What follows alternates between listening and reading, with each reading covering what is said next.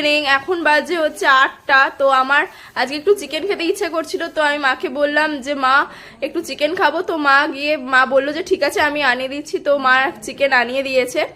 তো আজকে আমি চিকেনটা আমিই করবো। মাকে বলেছিলাম করতে, বাট মা যেহেতু পড়াচ্ছে তো মায়ের আর টাইম হবে না, অনেকটা রাত হয়ে যাবে তাহলে, তাই জন্য আমি করে নিচ্ছি চিকেনটা। তো চলো কিভাবে করি সেটা তোমাদের সাথে শেয়ার করি। চিকেনটা বানাতে কি কি লাগছে তোমাদের সাথে শেয়ার করি। দেখা, এটা হচ্ছে এই যে পেঁয়াজ, কাঁচা লঙ্কা, রসুন আর আদা সবই একসাথে বেটে নিচ্ছি গ্রাইন্ডারে। আর আমাকে আজকে চিকেন করতে হেল্প করছে এই যে সৌভিক। ও আমার মায়ের কাছে পড়তে আসে, আমার ভাইয়েরই মতো। তো ও আমাকে আজকে হেল্প করছে চিকেন বানাতে, সুন্দর আমাকে হেল্প করছে ও। মানে আমি যা বলি মোটামুটি সব শোনে। এই যে গ্রাইন্ডারে ওই বেটে দিল, আবার ওই আমাকে এটা ঢেলে দিচ্ছে, বলছে আমি করবো, তো করছে আর কি।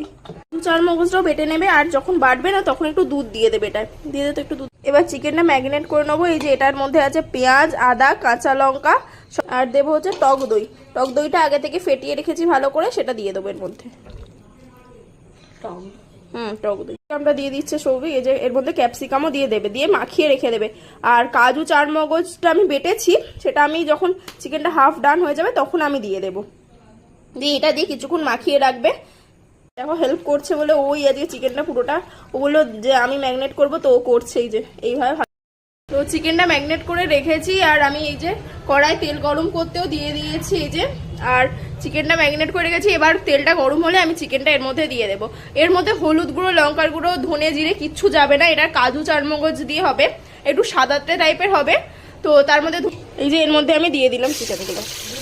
বলো, চিকেনটা দিয়ে দিয়েছি কড়াই তেলের মধ্যে দিয়ে। এবার আমি একটু এটাকে চাপা দিয়ে রেখে দেবো। আগে একটুখানি জলটা মরুক, তারপরে চাপা দেবো। চিকেনটা থেকে এরকম জল ছাড়বে কিছুক্ষণ পরে। দেওয়ার পরে তোমরা এতে একটু নুন আর চিনি দিয়ে দেবে।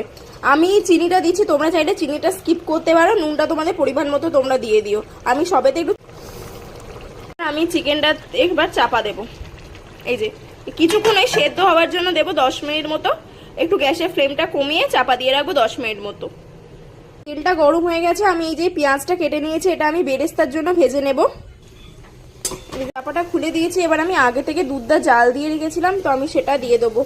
কি সুন্দর এসছে, হোয়াইট হোয়াইট লাগছে চিকেনটা। এবার আমি যে বেরেস্তাটা ভেজে রেখেছিলাম সেটা দিয়ে দেবো। চাপাটা খোলার পরে কি সুন্দর লাগছে। কিন্তু আমার চিকেনটা হয়ে গেছে, আমি জাস্ট একটুখানি মিঠা আতর দিয়ে দেবো এর মধ্যে অল্প করে। এই যে আমি মিঠা আতরটা দিয়ে দেবো 2-3 ফোঁটা দিলেই হবে, বেশি দেওয়ার দরকার নেই, তাহলে উগ্র গন্ধ ছাড়বে। দেখো চিকেনটা কি